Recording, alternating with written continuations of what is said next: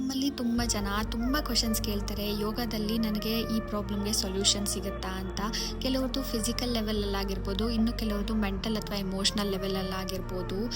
To be very honest, ನಾನು ನನ್ನ yoga journey start ಮಾಡಿದಾಗ ನನಗೂ ಇದೇ ರೀತಿಯಾದಂಥ ಮೈಂಡ್ ಸೆಟ್ ಇತ್ತು. ಓಕೆ, ಯೋಗ ನನ್ನ ಪ್ರಾಬ್ಲಮ್ಸ್ಗೆ ಸೊಲ್ಯೂಷನ್ಸ್ ಕೊಡ್ಬೋದು, it might is my pain ಅನ್ನೋ ಒಂದು ಮೈಂಡ್ ಸೆಟ್ಟಲ್ಲಿ. But in reality, yoga doesn't give solutions to any of your problems.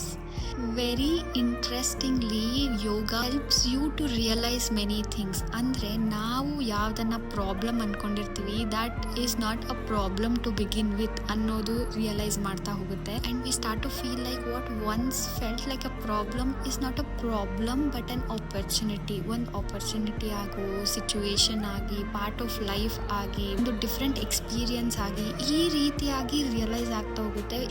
It's a very beautiful journey.